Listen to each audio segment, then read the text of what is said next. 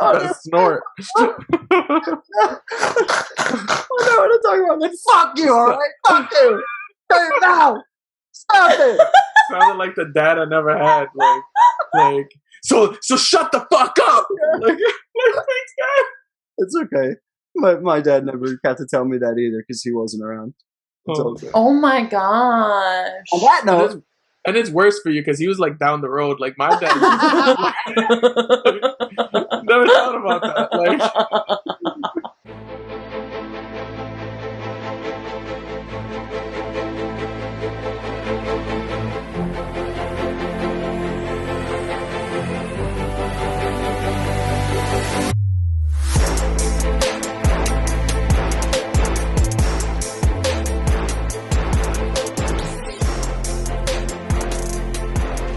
Yo, it's the Apex Greatness crew.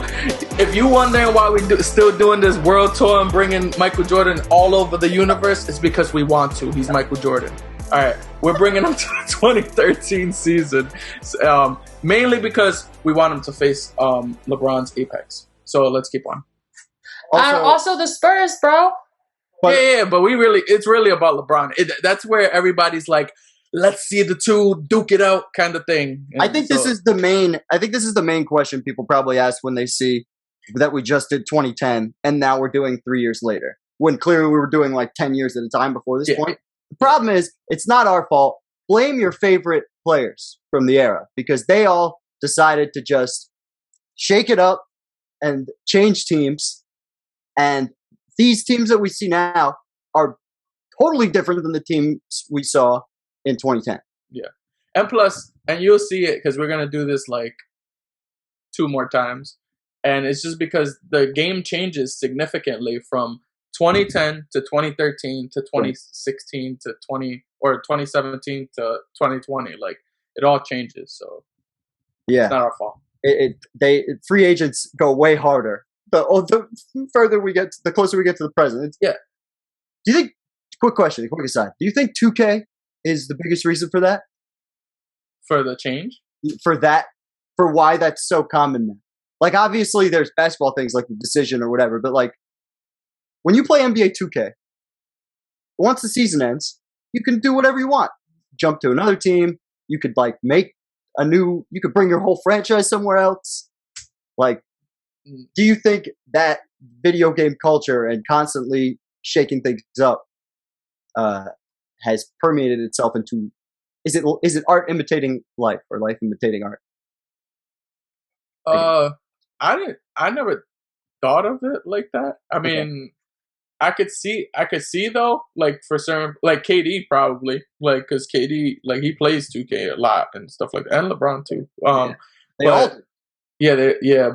But I really do think it's just I think it's the way the pretty much the NBA, the player empowerment. I think that's just the main thing. Like once they gave the players more power, it just led to more of this. I felt like, and it's because they're all friends and like when you think about it, when you playing ball from on your block and stuff, and you see, or like in school, you always wanted to play with your friends, like the guys that you. So if you go into the league and you're at the highest level and you're like, all right, I don't really know these people, but I got drafted by this team. I need to try to win a championship. I'm here for freaking 5-6 years. Can't freaking win with these people, but I could play with my friends who I'm gonna be happy about. What win or lose, I'm still gonna be happy. Why not do that? Like, you know, where that started happening a lot was AAU. Yeah, exactly. That's where these are all AAU babies. I think maybe that's the biggest change more than video games, or that's when they're young, they bounce around to all these different AAU teams and they play with their friends and the bitch ass mentality too, like because all right, for instance, no, it's definitely because like back in AAU was a thing back in the 90s where Kobe and T-Mac and them were playing with each other, and Chris Webber and Jalen Rose, exactly. But then they wanted to play against each other. Like they looked at them. But they didn't. They like even the guys who were before that in the early 90s, the Fab Five, for example, all those guys were in the top 10 of the recruiting board and they all went to the same college because they could choose to do so. No, yeah, but I'm talking about when it came to the NBA time, then they wanted to go against each other. They never wanted to play with each other. But I mean, like KG wanted to play with Kobe. Like that's the thing. Charles Barkley wanted to play with Magic. Charles Barkley wanted to be a Laker. That is true. That is Dominique true. Wilkins could have easily been drafted to the Lakers. Yo, all of these legends is bitch ass. Like, yo, that's all I'm saying. Nah, that's a fact. They didn't have no power to do it, because if they had power, they probably would have done that shit. That's all I'm saying. MJ too. I know we want to. MJ would have done the same thing.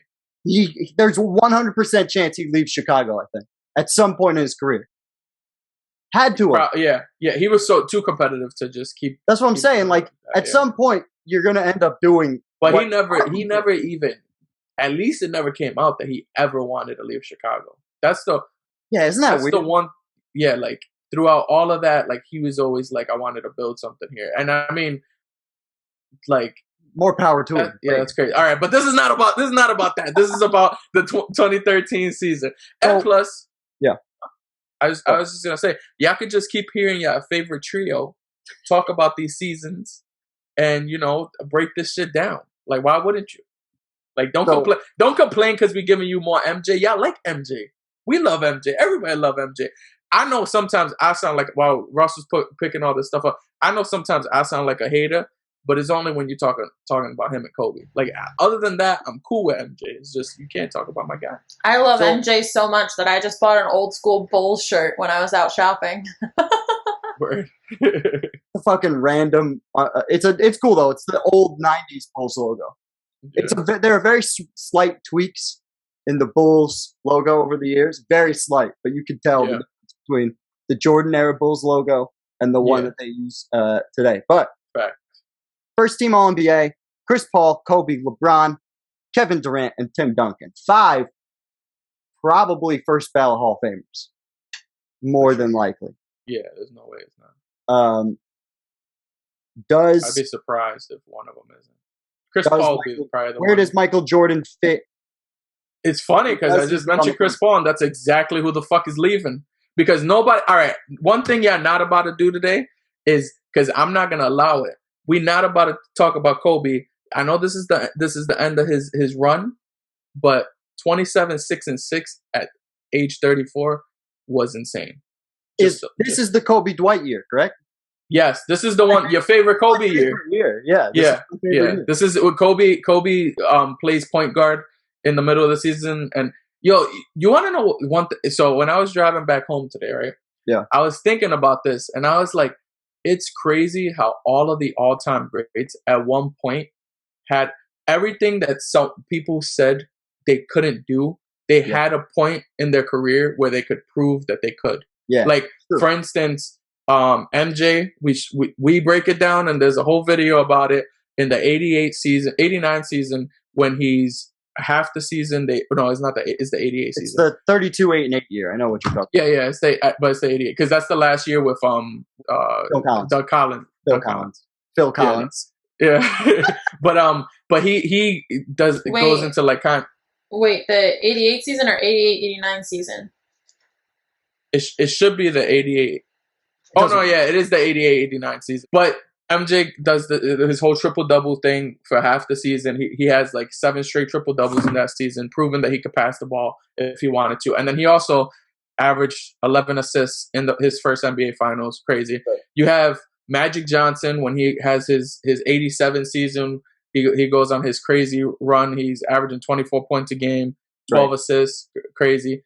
You got LeBron James when in his 2018 season, when he freaking averages 34 throughout the whole playoffs, and he drops 50 on the Warriors. Yeah. You got Kobe in this season when he has his triple doubles, and he was pretty much like looking like Oscar Robertson if he played today, honestly, because he was doing everything from the post, all his passes and shit. And I guess to an extent, that's kind of how Larry Bird was doing it at the tail end of his career as well. Yeah, but I remember he said that passing. He was awesome. Tons of triple doubles this year. And he willed them through with like that game over the Raptors. It was great. He's staying on the first team. I'm fine with that. Thank you. All right. So Chris Paul, get the fuck out. That's what we're doing. Because this is still guard. There's still position. This is like position basketball. It's not positionless yet. So Clippers are 4th, and Chris Paul's numbers don't pop out to the extent that they do. I think it's more so his leadership in this season that kind of makes him be that, because weren't the, you would know this better, Lindsay, but when did he get traded to the Clippers? He got traded in this season, right? Mm-hmm. Like, I'm pretty sure this was like his first season with them. Exactly. No, it's second season. Yeah. But he definitely changed that team's whole like situation. That team was like a bottom of the barrel team, and then he made them a playoff team. So I think that definitely made him. So this is the best part about, as the years go by, we find out more and more stuff about the league and this era specifically. And, the further you get away from things, the more you find out behind the scenes, right? Yeah. Yes, Chris Paul was, especially at the time, seen as the driving force, the big leader. They have Doc Rivers, right? So Doc is there, Blake is there. But what we know now, especially through guys like Chris Paul, Blake Griffin, and really JJ Redick, who gets all these guys on his podcast, is that a lot of this going on in the organization. A lot of like Blake Griffin and Chris Paul, who's the man type bullshit. Mm-hmm. Blake Griffin says it's blown way out of proportion. Chris Paul does not. JJ Redick doesn't either. And put it this way, that team had talent across the board, and always underperformed. And it makes sense that, hearing from, in 2021 we're at now, that their chemistry was Yeah, but also in their playoff runs, they always had injuries too. Like, they would be healthy and play so well for the regular season, and then they'd get to the second round of the playoffs, and everybody would just like be injured. Yeah. It was either Chris Paul's hand or his groin, and it was always Blake Griffin's like thigh or his back or some shit. Yeah. And as we like have gone through all of these seasons, like you can kind of tell, like it's always that secret. That's the secret to a championship team. If you don't have that, you more than likely are never gonna win a championship. Like, or if you do it, you just have to have talent like through the roof compared to everybody else in the season, in that season. So that it makes sense. So Bulls pace is 95, right? We basically have talked about that. Yes. Several times through the seasons. The average league pace is 92 this year, which is in the top 15 for slowest all time. Benefiting Jordan, I always say that. The slower the pace, the more it benefits MJ. I think he's still going to be able to crack 30. And they probably will stay at a similar, maybe slow down a little bit.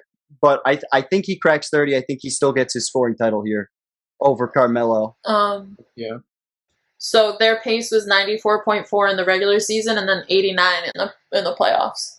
Right. So even more. They played much better in the playoffs than the regular season, so that makes sense. I definitely think efficiency is something that he'll probably still shoot over 50%. Again, 54 is always a lot to ask for, but this is the year LeBron. I spoke about this during LeBron's legacy breakdown. This was one of the candidates for LeBron's apex season, where they do the 27-game win streak, and he's got 30 points and 60% shooting in, I think it's 6 straight games. Yeah. And so, people are doing it in this year. Is it common? No, it's still not common, but at least there's proof that. But and one of the biggest things with LeBron is his position is not really as like cluttered as MJ's is. Good there's point. much better shooting guards in the league. Like if you look at every single shooting guard in the league, much better than all the small forwards. It's really just Carmelo, Kevin Durant, and LeBron in this season at least. We're starting to get to the era. This is one of in my opinion, we're going to look back at this era and look at it as a weak point for talent in the NBA. I think there's going to be the guys at the top who are always going to stand out and transcend. But we talked about this a little bit when we were looking at regular season stuff in real time. Only 9 guys scored more than 20 points a game in this season. That's fucking a very fucking small number. Yeah. That is crazy. And even in 97, 98, there were still more guys putting up 20 points a game. I'm almost positive. But looking at the thing, Monta Ellis is 11th here with 19 a game.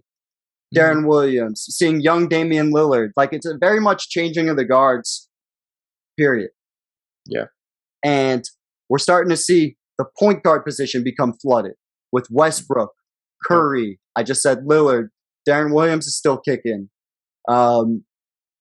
There's Chris Paul. Yeah. Chris Paul, right. Yep. And at 2 guard, right now, it's Harden, who just got to Houston. I think this is his first Houston year. Yep. At 23 years old. But I don't think people are considering him like the best 2 guard in the league. He's going to earn that probably by the end of this year. Yeah. But he's definitely one of them, though. Yeah, that's why I'm saying he's in. Yeah, they're looking at him at like probably 3rd at this point. Right. And then there's Kobe and D-Wade. Mm-hmm. And Jordan is, I think, going to fit in right at the top there. Yeah. With his 30. Do you think they win 60 games? You were able to get 66. No. This is a very shitty bottom half of the league. Well, no, Miami and the Bulls aren't in the same division. True. Right? Yes, correct. I think I could see them finishing, I don't know, man. It might be 60-60, but I don't think so. I got Miami being the top of the East this year. Yeah, I mean, I don't think the Bulls are gonna get more than 66 for sure. I think the Bulls would be. But the whole thing is, I would think that Miami would lose some in order for the Bulls to gain some. That makes sense. I mean, we have seen double 60-win teams. Like, even looking over here at the Western Conference. Yeah, it's close. Yeah. Yeah, maybe it looks like this. Heat with 62, Bulls with 60. I think in 2017, 2018, the Warriors and Houston were both over 60. Yeah, and when the Warriors won 70, the Spurs were at 67. Yeah, that's right. Yeah, so I could definitely see that. I could see the Bulls over 60 for sure. But I do agree that I'm fine with them staying in second place. I know Jordan's going to get the scoring title, and I know Jordan's going to be on the All-NBA first team. So now we're looking at MVP. So who's All-NBA first team defense? Oh, wait, All-NBA. Oh, okay, my bad. No, you're fine. Because I wanted to talk about first team defense, but I also wanted to talk about Defensive Player of the Year before we did MVP. Anyway, yes. So let's talk about that. We got Tony Allen, one of your favorite defenders of all time. Yes. And Chris Paul are the guards on the defensive team. Avery Bradley and Mike Conley. This is the thing about the all defensive team that puts, when you add Michael Jordan into the equation, it's always going to seem like jarring. Like, of course, MJ should be above a guy like Tony Allen or a guy like Chris Paul defensively or whatever. Mm-hmm. But the all defensive team is always going to pay attention to the guys that might not necessarily fill up the stat sheet on offense. Yeah, and it's also second level stats. Yeah, like that's why Marc Gasol won the defensive player of the year because of second level stats. Even though it's not true at all, but it's really bonkers because they had Tyson Chandler and Joakim Noah tie for first team center, but didn't give either of them the award. Yeah, it was honestly both. Like in all reality, LeBron James should have won the Defensive Player of the Year that year. This is the year, and I know this is not regular season, but in this playoff run, this is when he blocks Thiago's splitter at the dunk. Like LeBron this year, I hated him, but he was a lockdown defender for sure. This is what makes people say, like, in terms of versatility, he would be considered a better defender than MJ because he could literally guard all 5 positions of the game. Fine. Yeah. Like this same LeBron James 2 years before this, which is not even his peak in defense, he locked up a prime Derrick Rose MVP season, everything. He locked him up and won the series because of that. Yeah. So he can literally guard any player on the court. That's also the era we're in, though, too. Because the guys who play center, most of them, I know we're looking at Marc Gasol right now, and a guy like Tyson Chandler or DeAndre Jordan, those guys exist in this realm. But a lot of these guys are power forwards from a previous era pretending to be centers. So it's a much smaller league in terms of his ultimate size, which allows LeBron to play any position he wants. And we're getting into the early years of positionless basketball, for sure. I definitely see that. But you think? I don't know. Here's why. If you take this Miami LeBron James, I don't think he's guarding centers in the 90s when you have Ewing and David Robinson and Shaq. And I think he's guarding 1 through 4 in the 90s. But if you bring him to, but in this era, absolutely he guards 1 through 5. Even today, he could probably. Didn't Barkley guard centers when he had to? And so did Dennis Rodman, but it didn't mean it was necessarily. They were definitely the exceptions, not the rules in those situations. Especially, I think LeBron would be this LeBron would be that exception to that rule for sure. He's just definitely a much better defender than Charles Barkley. Sure, and I wouldn't say he's the level of Dennis Rodman, but he's up there to where he's the same dimensions as Karl Malone is LeBron. Everybody who played in the Karl Malone era looks at LeBron and goes, he's Karl Malone with Magic Johnson skills. And you know, and MJ, and MJ's like athleticism. Yeah. And basically even though Karl Malone had to guard Shaq, guard the bigger guys, that's still not a good matchup. I guess that's my point. Is like he would always need that, like Joel Anthony on Miami Heat, like that. Oh yeah. But I mean, he never just straight up guarded power forwards or centers like for a whole game. But he had to, like, if he had to do it on switches and stuff, that was like more so why he was versatile and stuff. Like I think in this league, Jordan's definitely guarding 1s, 2s, and probably 3s. There's probably certain 3s that are kind of tall for him. But in terms of like, there's only like 1, no 2. LeBron and KD. Paul George kind of tall too.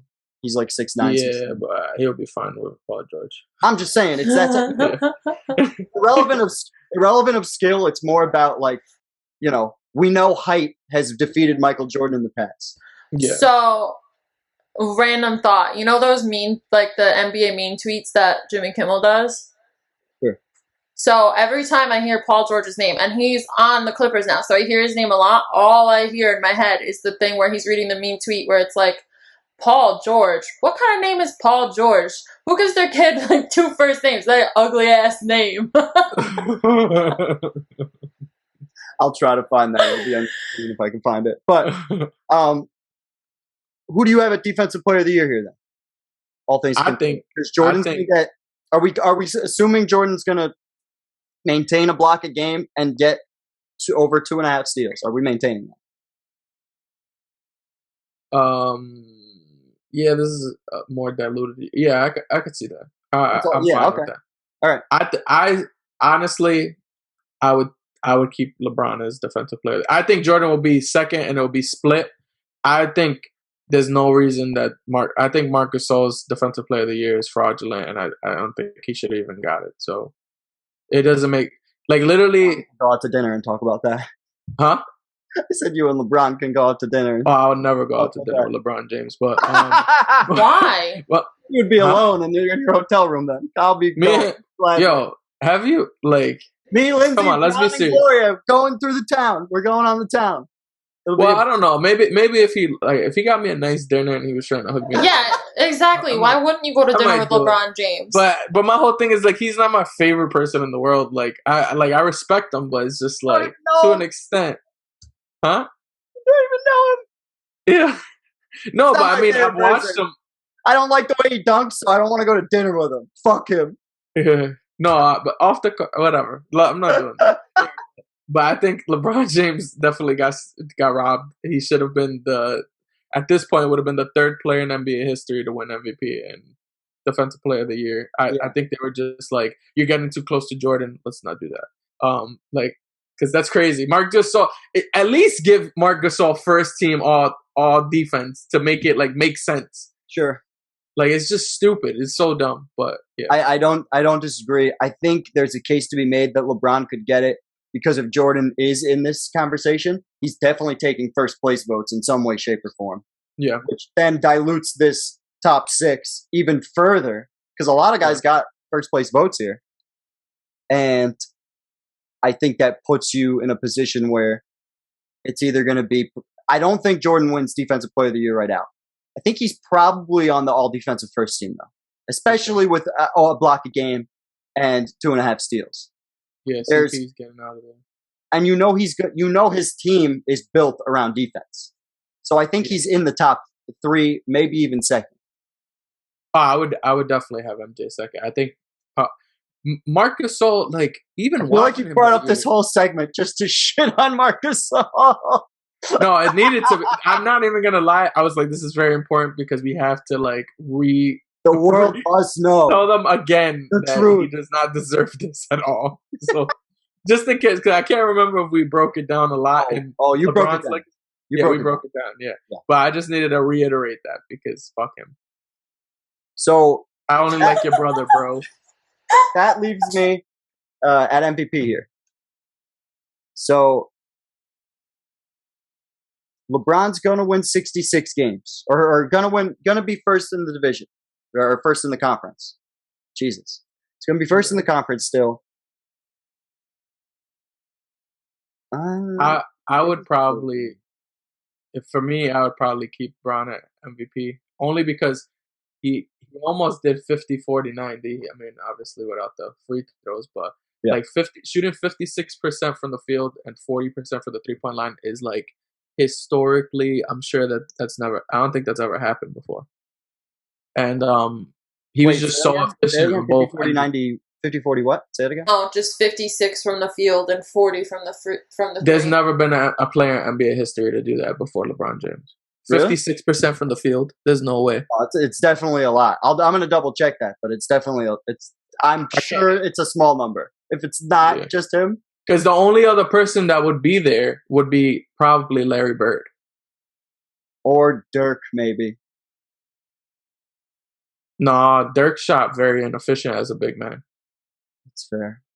I don't know. Off the top of my head, I'm not going to argue with you too. I would argue it would have to be between, or KD's up there too, but KD still, he doesn't really shoot.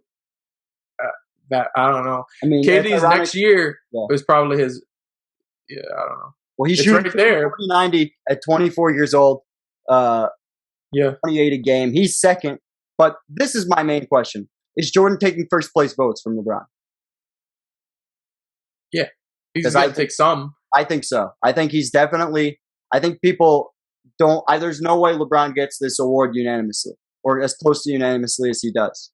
Oh yeah, definitely. I think it would probably go like 80-60. 80. Oh, sorry, not. I'm cool with that. Sorry, like 70-50 probably, or 65. Yeah. 55, Still, something like that. I get where you're at on the split. Yeah, and I can see that because when Jordan won his MVP in 90-91, he won it basically not in a unanimous, but similar way. It was only Magic. Magic was the only one. That was him and Magic that was kind of split in votes. But I think Magic. I would argue that this LeBron James is way better than that Magic Johnson. And what he did this year is much more impressive than that Magic Johnson. Well, that's why this LeBron James year, it's probably his best personal individual year. Yeah, but it's also the team. Remember, they went like they win like 23 straight games or something like that? 27. 27. Yeah. So like that Bulls team was great. Mainly in the postseason. That was where they really showed their greatness. Yeah. Obviously, they were great in the regular season. Still won like 61 games, I think. Yeah. But in the postseason was where they showed that dominance for sure. Yeah, I do agree though. I think LeBron still gets it. Jordan's definitely coming in second, and I think we're good to move to the postseason. This is good. Jordan doesn't take away every award in this particular season. I think this is the first season we didn't have him winning. I thought you were going to say this was good. We could actually get through something without. I'm sure that's what other people thought. But wait, didn't you guys know that Kobe Bryant sucked this season? Anybody who's watching, like, she's messing with you guys. Don't take that too serious. Okay. Who are we putting the Bulls against in round 1? Got Atlanta. We got an older Celtics team.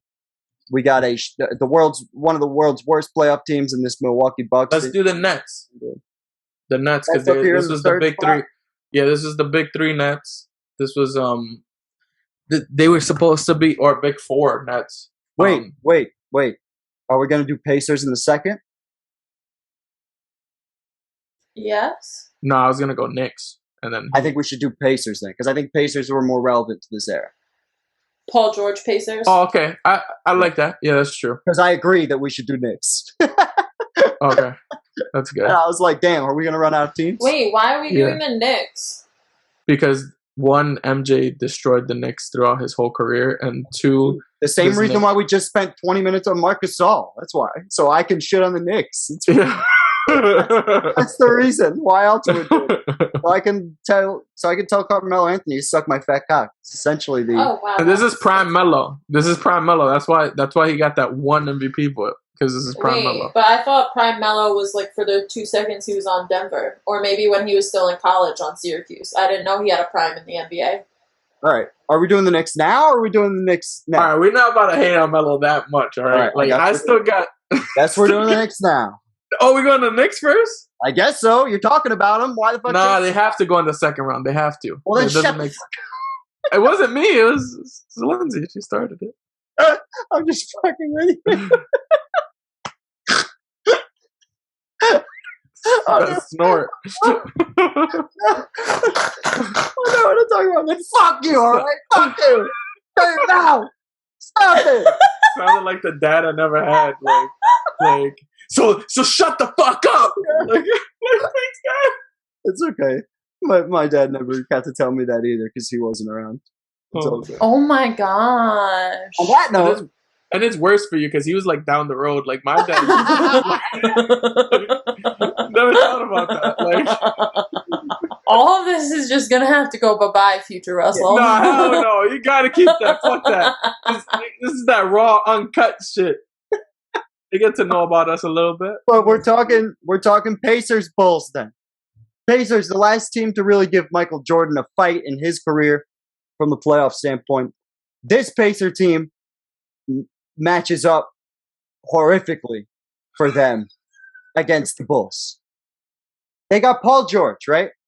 Who's gonna break out more in the postseason. Still managed to say it wrong. Yeah. And then could you go to Paul George's game log real quick? Because I'm just curious to know. I know he has these averages, but I'm curious to see what he did against Miami because I'm pretty sure that was his breakout series. True. I remember because I was rooting for him. Like this is like the only time in NBA history that I've rooted for Paul George. Oh, it's the same shit. 19 a game, 47%. But he did have multiple 20-point performances. Yeah, 27, 28, 27. Yeah. LeBron. That's the crazy part. Yeah, he did play extremely well. It is his coming out party to an extent. Yeah. However, he came and went. He runs through the problem that most wing players run when they face this Bulls team. And that's that he's going to get a heavy dose of Michael and Scotty. Yes. And he's also going to... And we know his mental health is weak. Yeah. So we've already established this. Luckily, we have the luxury of knowing 2021 Paul George and 2020 Paul George and knowing he's going against... Michael Jordan and Scottie Pippen, who are going to just be all in his head, is going to really fuck with him. And he was the reason that Pacers team was really even like standing much of a chance. True. They did have Roy Hibbert, and Roy Hibbert's probably best year of his life. 17 and 10 in the playoffs with 2 blocks. Yeah. And this was the last year guys like him were relevant in the league. At least it feels that way. We're entering a point where Curry's about to take over the world and make old school traditional fives. Yeah, actually, on the other side of the bracket, Steph Curry right now is crossing up the San Antonio Spurs and shooting from the S. Yeah. Shooting from the S in Spurs. Exactly. But I'm taking the Bulls in 5. Taking the Bulls in 5. I think they get out rebounded one game, and that'll be it. Because there's a lot of guys. There's 4 guys averaging 7 or more rebounds per game on this Pacers team. So I think they rebounded and beat up once, but I might be a little bit more disrespectful to this Bulls team because I got the Bulls in 6. Okay. Only because I think that the length in the middle of the court is going to matter a good amount. Roy Hibbert is like, what, 6'4"? He's like tall as shit. 7'4". Sorry, 7'4". That's what I meant. And I think that would be a little bit of a challenge for MJ and Scotty. Because they do have a lot of length. Yeah. Lance Stevenson is a pretty decent defender. Also, Paul George at this point is a really good defender as well. Yeah. I'm not mad at 5 though, but I think it might go 6 because of that, just because of the length, the rebounding. Here's my retort for that. Yeah. Just to play devil's advocate. Who's a better defender? This year's Roy Hibbert at his peak, right? Or any year ever of Dikembe Mutombo? I'm just answer the question first. I got more questions. In a vacuum, I'm taking Mutombo. Okay. What about in a vacuum? And this is the best Roy Hibbert ever. What about in a vacuum, David Robinson or Roy Hibbert? I'll go David Robinson as well. Yeah. Okay. So what about Shaq? A little less defensive side, but I would personally still take Shaq. What about you? I would take which Shaq? The Shaq that he was playing back in Magic the Shaq. 90s? Magic Shaq? I forgot. It's close. I think it's close. 10 stages of Shaq. I do have to. Yeah, I think it's close. I'm not 100% going Shaq. I would go Shaq because of the extra shit that he can do on the offensive end, but I think it's closer that Magic Shaq. With the Lakers, he becomes a different animal. But I feel like this Pacers team, and here's why I brought this whole thing up. This Pacers team, much like the Miami team that we're going to see later on in this episode. Yes. I feel like this team could play in the late 90s and would fit in normally, which normally you'd be like, oh, well, that should be good for them. This is where Michael Jordan fucked all those guys up. Yeah. Who fit in that mold. And that's why I think he would be. I don't think it would be. If Roy Hibbert was a more transcendent, like we talked about Dwight Howard in 2010, if he was a more transcendent defender and shot blocker, maybe I'd feel differently. Or maybe he would still be in the league. Yeah. So my whole thing Patrick Ewing is another guy that Jordan played that had similar defensive capabilities. Yeah, but the whole thing is he never had short series against those guys. He had long series. Fair. So I'm not saying he will lose. I'm just saying that I think it's going to be a little bit of a longer series because of that. You think he'll shoot 50%? Yeah. Sure. That's the thing. We said no 50% for him versus Dwight. I think he's still getting his 50% and putting up 35 a game. Yeah, because Roy Hibbert is not Dwight Howard at all. Yeah, that's all. That's all I'm saying. He would be at the bottom of that list of all the guys. But you see, like with Dwight Howard, I thought he would lose that series not only because of Dwight, but many other reasons. But like with this series, I just think he just has a little bit more. Like he's had 50% shooting series and lost. I mean, and not lost and went long in them. You know, like he so that's just it's not anything. I'm not gonna nitpick 5 or 6. Like I wouldn't be surprised if it went 5, but I could also possibly see it going 6. It would never happen in real life, but in our imaginary mind. What do you think would happen if Lance Stevenson blew an MJ's ear like he did LeBron? Oh my God. I think MJ would try to claw at his eyeballs the way he tried to claw at Reggie's eyeballs. Yeah, but then what would then happen is he'd do the Dirk and put them all in a torture chamber. Yeah, nobody knows what that means. And it's okay that you guys don't know what that means. But my friends, my co-hosts at the Apex Greatness podcast know what that means. So he would put them in a torture chamber. The absolute torture chamber. Or if you're a fan of Kevin McHale. Yes. But fucking, that's hilarious. I didn't even think about that. Imagine Lance Stevenson. I thought about that. Yeah. He'd try to do it too. He would try to get under his skin. Yeah. And it won't work. It's terrible advice. It's like the worst. It's like that would be the worst thing. If Lance Stevenson blew in his ear game 2, Bulls in 4. Yeah. Because they would already be down 1 in the first game. Bulls in 4. For sure. Weird. I agree. Yeah. That's hilarious. Good question, Lynn. I didn't even think about that. Yeah. Fucking Lance Stevenson. Oh my god. All right, now we're gonna talk Bulls Knicks. Yeah. For those of you who watch the NBA right now and look at Lance Stevenson as just Guitar Hero, that's not exactly what he was. He was good. He was better at when Larry Bird had his ear in Indiana, he was awesome. He was awesome. Because Larry Bird was the president of that team. Oh yeah, yep. And it's funny because when Lance started to get a little bit of notoriety, and he would start to lose his temper on the court, he'd go off the court and go sit next to Larry Bird, who was usually in the front row. When Lance Stevenson comes out of Game 1 tomorrow night against the Washington Wizards, do not look for him to sit on the bench. You know, when most players come out, they want a towel, a glass of water, and just sit down and relax. Lance is not like most of the players, though. As our Rich Nye reports, Lance can't sit down. He goes to a place that he likes to call his bird cave. Sometimes I'm nervous. Sometimes I'm overhyped. I just need to breathe over here. Sometimes I just need to stay loose. And sometimes I need to hear what Larry got to say. I told him I like him to sit. He said he likes to stand and stay loose. So I said, well, you know, sit there first. If you feel like you need to get up and you know, stretch or let some energy out, and then go ahead. Stevenson hanging out over there with the fans. Stevenson stands and watches the action near the tunnel, just in front of the stands, with fans walking by constantly.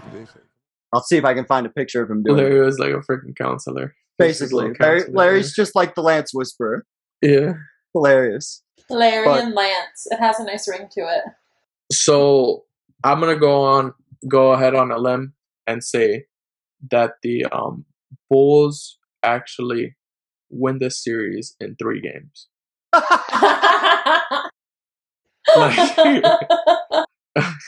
I don't see the Knicks are not winning a game against the Bulls. And I know this sounds like super Knicks hate, but I'm letting out some hate right now because there's about to be a slew and like a bridge full of like a rainfall full of hate from Russell and possibly Lindsay. So I'm just gonna do my little droplets. Like this is the beginning of the storm.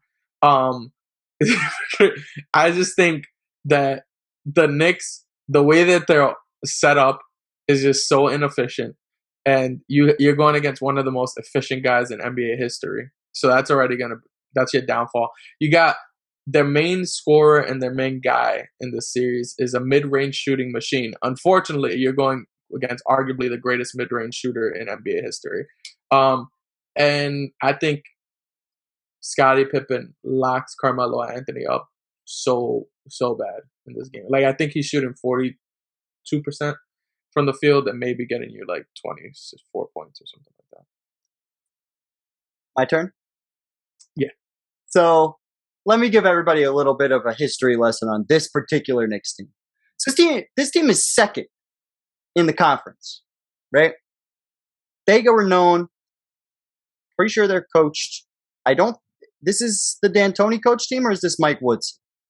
Pretty sure it's Mike Woodson. I'm going to double check. I think it's Mike Woodson. D'Antoni don't win shit. That's what I'm saying. I know he was just there. Yeah. He was just there. This is Mike Woodson's team. That's what I thought. So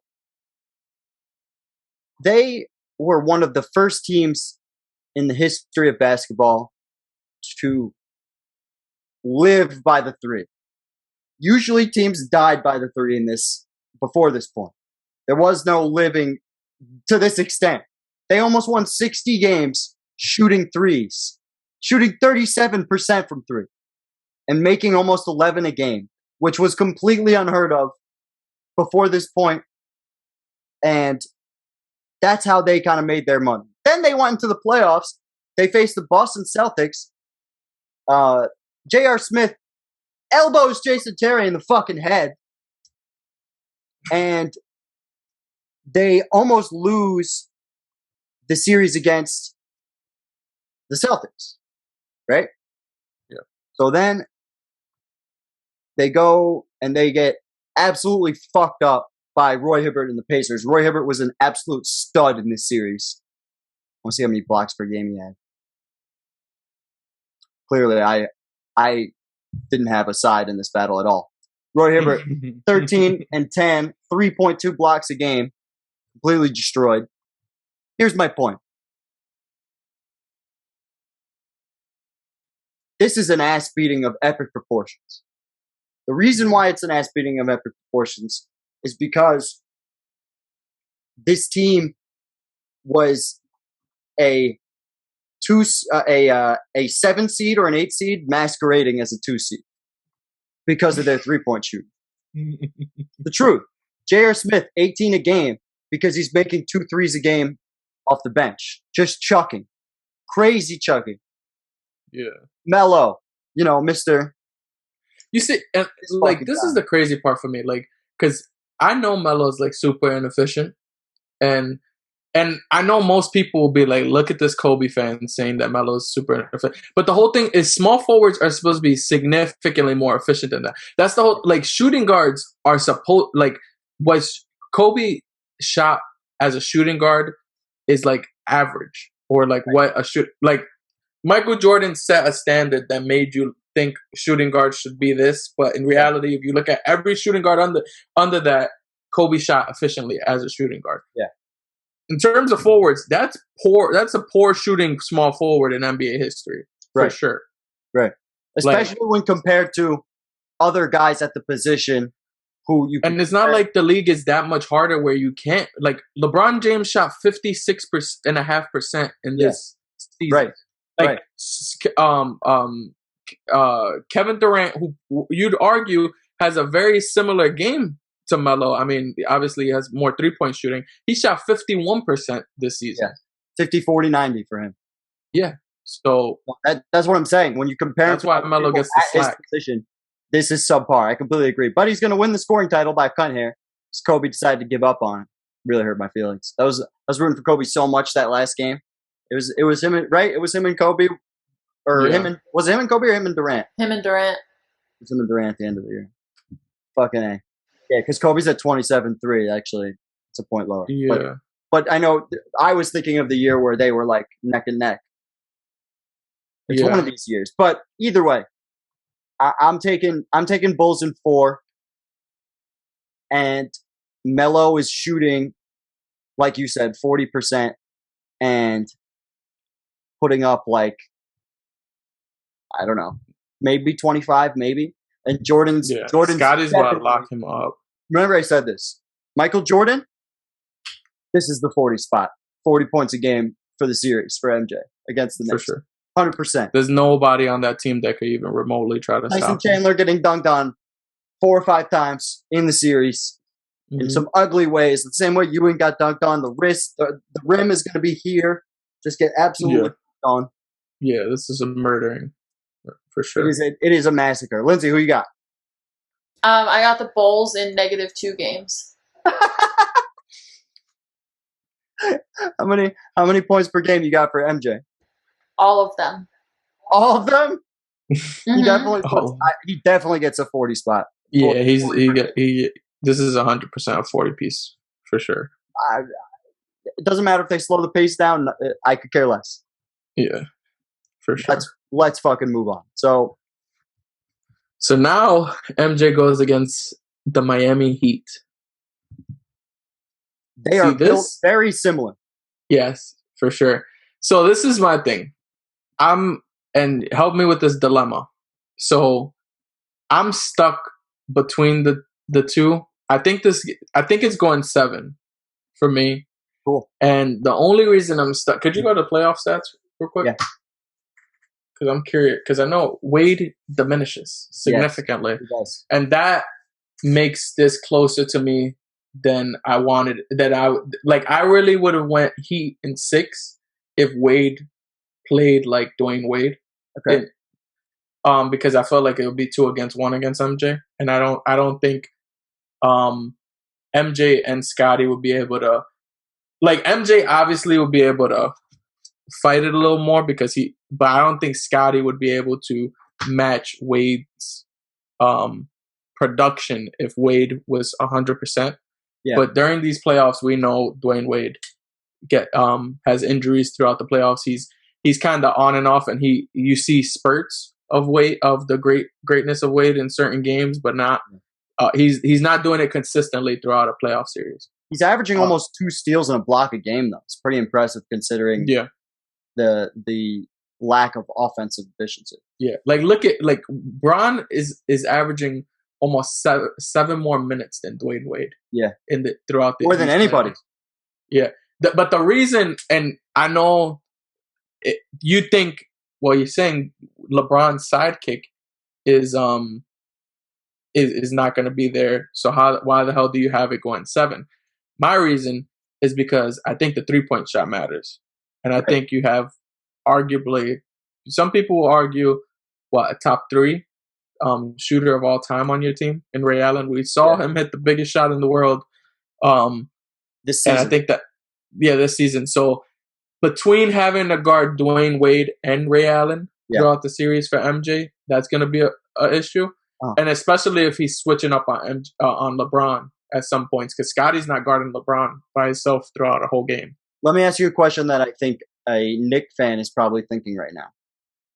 Why does the 3-point not matter in their case, but matters infinitely in this contest? I just think a Knicks fan is thinking that. But that's cool because you, as a Knicks fan, your opinion is irrelevant. No, I'm joking. But it's because the other side of the ball to me is what matters. This Heat team is one of the best defensive teams in this league. Yeah. And arguably you could say all time. This is a top 10 team all time in my opinion. Okay. So I think their defense matters a lot in this series. You think this team is a top 10 team overall and not their first championship team? You think this team is for sure the one? I like the 2012 better. Yeah. But most people they have a bigger argument for the 2013. I think they fought. Yeah, it's Wade that fucks that all up. If Wade was the Wade from the year before, if it's a mix, if it's because the whole thing is the competition. Yeah. Is way harder in this year, I'd argue, because that Spurs team is the same team in 2014. It's just the only thing that's different between the 2014 and the 2013 Spurs is the 2014 Spurs were much more motivated. And rage. That's what I was about to say. Yeah, the rage. It was if it wasn't, they're the same talent, or is the same team all over again. It's just they and you didn't have Tony Parker fuck shit up either, but like. I think it definitely.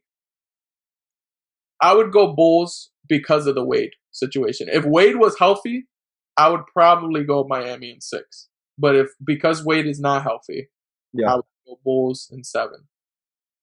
So I mentioned this when you started, and I'm going to mention it again. I'm going to be very direct when I do so. These teams are built. Wait, time out. Are you trying to tell me like I'm like too, like if you're not direct enough, I'm not gonna. I make it hard. Your life harder. Is that what you're trying to tell me as a friend? Yeah. I'm sensitive. Like I take this stuff very seriously. Oh, trust me. Me and everybody else knows you're sensitive. We saw that. Only for Kobe. It's only Kobe. Don't you know that? Yo, look at how calm. I'm not even sweating. I'm calm as a cucumber throughout this season. I'm sweating because it's hot as balls where I'm sitting. Isn't the saying cool as a cucumber? Cool as the other side of the pillow, as whatever, Lindsay. You didn't have to. I could have literally got that through without you. There's a lot of fucking things Lindsay doesn't have to do, all right? But she does them anyways. It's what makes me an awesome person. Yeah, but these teams are built frighteningly similar. You have your big 3 as your 2-guard, small forward, power forward on the Bulls and on the Heat, right? Yeah. You are surrounding those players with shooters. Yeah. Shooters for the era, right? For the time. You got Paxson, Armstrong, Hodges, right? This team, Chalmers, Ray Allen, Norris Cole was shooting. Battier was shooting. guys like that, right? Then Rashard Lewis too. They had on it. Rashard Lewis as well. Was he getting minutes? No, he wasn't. But that's just crazy. That like even he could get you some buckets if you need him. Come in and shoot for sure. Sweet Lou. Yeah. You also have big men who are more of the veteran voice in the locker room. Cartwright's 33, right? Yeah. You got Birdman. Chris Anderson's 34. These teams crazy. Are frighteningly They're eerily similar, yeah, for sure. I wish the Heat were more different because I think they'd have a better chance in this series. I'm not going to lie. After you really going through the whole now I feel even more because I just feel like LeBron gets swarmed a little bit more, but more because of Wade. Yeah. Wade's lack of athletic. If honestly, it would 100%. If we go hypothetical and say Wade is just the same regular season Wade as he is in the playoffs or whatever, like I would 100% say Heat in 6 because I feel like overall the entire team is better than that Miami team. Like if you go player by player and had to. I'm sorry, than that Bulls team. If you go player by player, because it is crazy how so similar they are. Yeah. But if you go player by player, like Wade, just normal Wade, I'd argue is better than Scotty. It's close though. It's definitely close. It's definitely on a given day, on a given game, it's a fucking coin flip. Yeah, exactly. Because Scotty, the way he could take over on defense is crazy. Especially in 91. We got to keep stressing that. This might. I hope it doesn't. But I think this LeBron and that Jordan gets a slight edge. But I think like if you were to tell me that you had him head and shoulders over LeBron James this year, I would probably go on my Kobe rant. But obviously we get LeBron. That's hard to. You can't do that. You can't say that about. You can't say that they're not as close to. Put it this way: this year LeBron, that year MJ is somewhere in the names of 10 greatest seasons anybody's ever had. Yeah, I agree. For sure, 100%. So exactly. So I think it's close. You obviously give MJ the slight edge, but. Like just individually, you would probably I would take MJ over LeBron, but it's more preference than. And like if someone said I want LeBron this year versus MJ, I'm not gonna be mad at it because it's just my preference with MJ.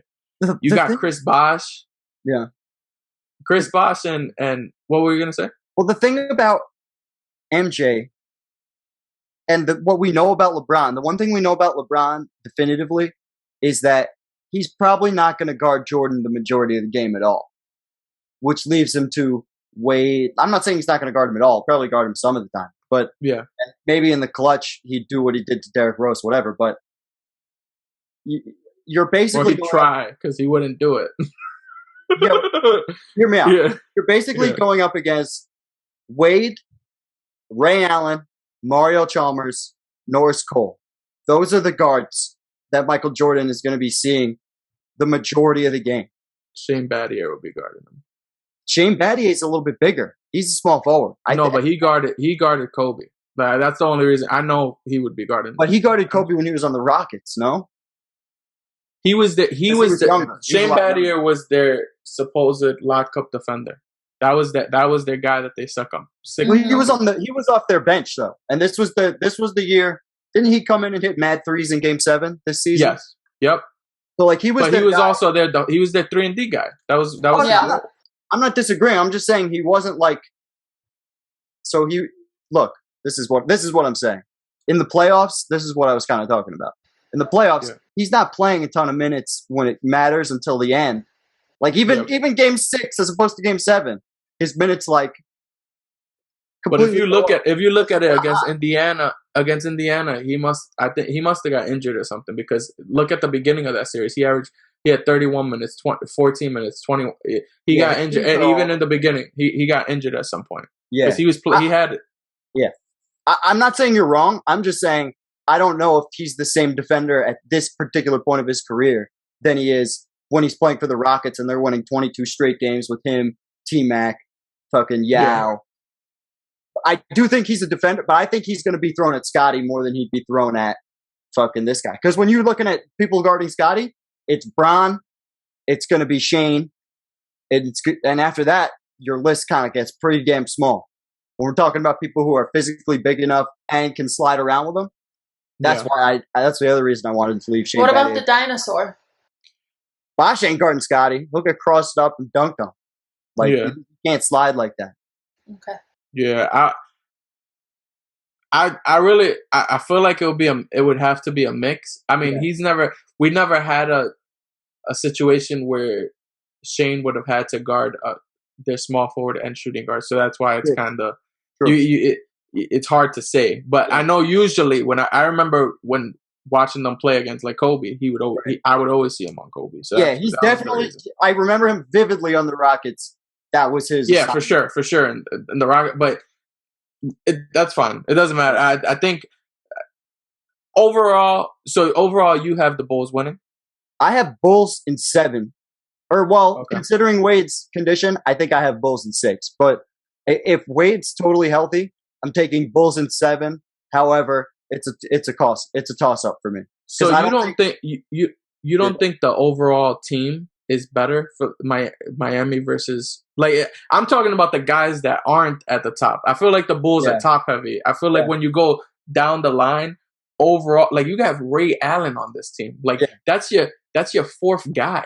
37 years old. This was his last real strong season in terms of being a contributor on a team. He's not a starter anymore, obviously, but he did hit a couple of good game winners for this team. Yeah. But and obviously in the finals. But I'm not going to tell you you're wrong on that at all. I think their bench unit is infinitely better than the Bulls bench. That's a good point. And they're definitely better shooters. But if we're going to get the Michael Jordan that's going to get us close to 10, 11 assists a game, I assume they're going to make some shots here. So, I don't know. This is a very close fucking battle. I'll tell you that much. Yeah. Especially if Wade's healthy. This is extremely close. It's just really about because Wade still has moments even in this playoffs. He's hurt, but he still has moments where he takes over games. Wade, this isn't the year he goes super destroys. But even in the finals, game 4, they win by 16. Wade's giving you 32, 14 on 25. He still has his moments. He has to pick his spots, but he still has his moments. I just think Jordan, especially if Wade's compromised, even if Wade's feeling good, I just think it's super unlikely that he gets an over 50% shooting 30-point game. Just seems very unlikely. Yeah. Which makes their odds of winning go down immensely because Bosh can carry a team, but this particular season, he was not that guy. He just wasn't.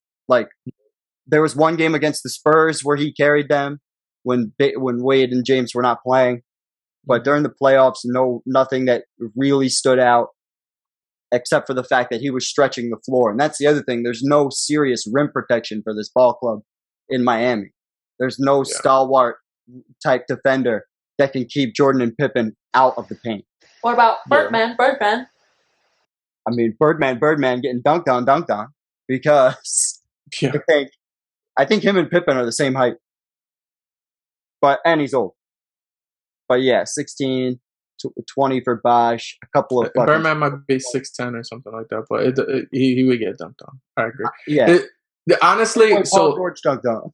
So my thing is, Wade had a hard time with Kobe, right? Yeah. And the only reason I know Kobe all the time, whatever, but it's because they're very similar players, Kobe and Jordan. So I feel like it's fair to say we've already established Jordan is better than Kobe Bryant. So I think a compromised Wade is going to get demolished by Michael Jordan because we already seen what he had to do against a player very similar to MJ. So, and this is that's comparing a Kobe to Last Dance Jordan, not this Jordan where we think he's much better than the Last Dance Jordan. So speaking of later Jordans, what else do we know about what happens when you play against Michael Jordan and he knows you're compromised? Oh, and then not to mention he'd look at Wade as you're compromised and you're also like what people would consider like it's the double close whammy. to equal, right? It's like the Clyde Drexler situation on like but you just see like a wounded deer, like he's just like a freaking lion, a Goliath, like he's gonna just eat them all up. That's so fucking wild. Yeah, but Wade's great, but I just feel like he's not the same guy at this point. So yeah, and also another big reason why he had a lot of trouble with Kobe is because he's physically smaller than Kobe. Kobe's like a little bit bigger, a little bit longer, a little bit harder to get to his jump shot, especially on turnarounds. Yeah. Last, but certainly not least, Bulls in the NBA Finals versus the San Antonio Spurs, and a loaded Spurs team at that. One of the best ball-moving teams to exist. The team next year is really going to be, like, arguably two or three all time for the best ball movement team ever. Mm-hmm. Lots of guys in double figures. 5 players in double figures in the regular season and playoffs. 6 in the regular season, 5 in the playoffs. Yeah. And this is probably Duncan's last really good year, right? Yeah, this is 18-10 for Tim Duncan in the playoffs. Yeah. That's fucking real good. And 1.5 blocks, shooting 47% at age 36. Yeah. And this is the year in Game 6 where he turned back the clock and almost won it, if not for the Ray Allen shot. Yeah. Who you got? I got the Spurs. How many games? I don't know, like 5 or 6. Talk to me. Ooh. Well, the Spurs are a better team in general. Like, if you take out, like, the top 2 people, the Spurs are the better team. They have really good ball movement. They have 3-point shooting. And then I feel like Kawhi Leonard is going to cancel out Scottie Pippen a little bit. Okay. Well, Kawhi is 100% guarding MJ. That's what I was going to say. Yeah, for sure. Yeah, that makes sense too. Yeah, I'm not going. 5 is crazy to me. I think I would say it might be very similar where it goes 7. Yeah, and the Spurs win it. I'm not mad at 6 or 7 though. But like I feel like 6 is but I feel more comfortable going 7 just because. They're so similar. It's the same way the Heat were built. I just think they're just less talented than the Heat. So that's why, like, you're not gonna have it might go 6 actually, because you're not gonna have that Ray Allen big shot. But I guess Michael Jordan could hit it. But fucking, I definitely have the Spurs winning this series. The main reason I have the Spurs winning this series is because how they're custom built to be they're like the anti-team of this era, is the best way to put it. If we're talking about teams like the Heat prior or the Pacers, who are very like grinded out and, isolation type offenses for the most part. Yeah. This team for sure is predicated on team basketball. This team would have thrived in the 1980s and the late 80s at that. And they would have probably thrived in the 90s too. Yeah, but for sure that high pace era. Even though obviously the era is not high pace at all, but what is their pace? So their pace is 94.2, which is 6th in the league for this season, which is right around where the Bulls were at. So they're going to be playing a similar style. What was their pace in the playoffs? So their pace in the playoffs is 89.6, which is right around where the Bulls were, correct? Yeah. Yep. Bulls were at a flat 89. Yeah. So everybody's playing a game they're comfortable with. Yep.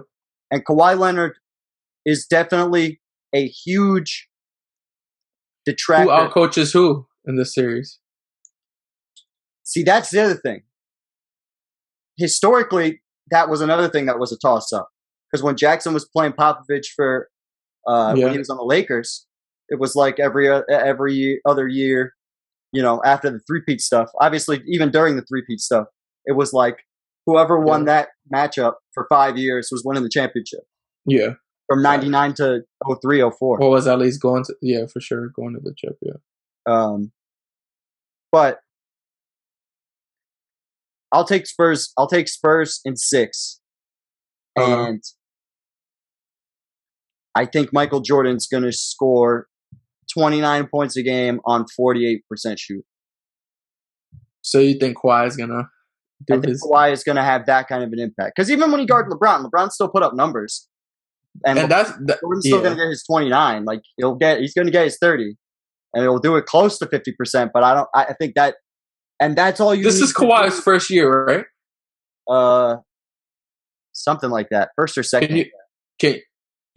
Double check that for me real quick. And then next after that, can you check what did he do against the Lakers? What did Kobe do against the Spurs in the regular season? Okay. I was like, where am I going with this? Yeah, sorry. You're good. Yeah, you gotta go because I'm just curious to see what he did against old Kobe Bryant to know more or less what I think MJ would do against him. Old, still kicking Kobe Bryant. Yeah, older, yeah, for sure. Definitely a Kobe that obviously put up 27 points a game. This is kind of exactly what I thought.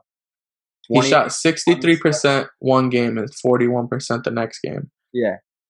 41% was the second game of the season. Yeah. 2 and 3 point losses, respectively. And they played, it doesn't matter because Kobe, Achilles. But let's look at the game. Yeah, they didn't play each other in the playoffs. So 84-82. Kawhi started this game. 3 of 6, 7 points. Kobe, obviously, like I said, 28. This is right in that. That's crazy. Right in the beginning of the season when they're trying to pick up the steam too. So. Well, that's 8. Yeah. But that's what I think. That's really what I think MJ's going to do. 8. Yo, this is what I'm talking about when I talk about this GOAT, man. Stop playing with me, dog. That's what I think Jordan's going to average probably 29 points a game, 48% shooting, 49% shooting, something like that. 29. Yeah, I'm not mad at that. 29, 5 and 6, or 29, 6 and 6, something like that. And I think Scotty will probably average less than 20. Not because of the Kawhi fact, just generally what the Spurs were doing. Like their team defense was real solid. Yeah, I feel like it's gonna be more of a team going. It's similar to what happened. Well, not really, because LeBron had a decent team, but it's gonna be just a team going against all-time great. I feel like it's gonna feel like that, and Jordan's team is good enough to keep him in the series for that long. 6 or 7 games feels right to me. Yeah. But I think if the Spurs pulled off some 2014 Spurs, I completely agree with Lindsay, and I would say Spurs in 5 for sure. Yeah, well, yeah. If you're giving me that team that we know was properly motivated, moved the ball like crazy, and absolutely sawed through the entire league, that to me is one of the 5 best teams ever. Yeah, I don't know if when we look 20 years from now whether it'll be seen like that or not because of how quiet they are or they were from a media standpoint. Yeah, but that team is one of the 5 best teams I've ever seen. In terms of talent, like that's why I feel like they're just lost in the sauce because in terms of like they didn't have the crazy talent because it was an older Tim Duncan, Manu and Tony. Yeah, but just that the overall ball movement and chemistry was insane. Yeah. Like that was definitely the best. They were making 4 to 5 passes per possession. Just like that'll make your head spin. That's why Miami, even though they were insanely good defensive team, they couldn't do shit because they were just getting the ball will always move faster than the man. Always. Yeah, that was the big. And they just fucked them hard. Because even I think the 2017 Warriors are the greatest team of all time. Yeah. They had very similar ball movement, but it stopped at a point. It didn't there were times where it would get stagnant. Yeah. Like this Spurs team, it was always like they figured it out throughout the possession. It didn't matter who scored. It wasn't about Tim or Kawhi or Tony. It was about the Spurs scoring. Yeah, exactly. I heard Popovich say that in a couple of interviews about Kawhi Leonard. He was like, as soon as I get Kawhi to realize that I don't need Kawhi to score, but I need the Spur to score, we'll be a lot better off. I thought that was a genius quote. Yeah, and I remember in that 2014 series, I remember there would be times where it'll be close to the 24-second shot clock is almost done. Yeah, and they will get like that one last extra pass in where you get like an open layup or an easy layup and shit like that. Like you could have got the open three, but they passed it for an open layup and just got easy buckets all the time. And it would just be like, I remember rooting for that team because obviously I hated LeBron James. So like just watching that, I was just like, this is freaking amazing. Like I can't believe I'm rooting for this team. Like. What I thought was really cool about watching this Spurs team, like these 2 years, was if you listen to classical music while watching them pass the ball, it almost kind of like matched up. It was just like beautiful. It was so cool. It was poetry in motion. Yeah. The second finals that they played the Heat was literally it did not feel like an NBA Finals. It felt like an exhibition. Yeah, it was a masterclass. Yeah.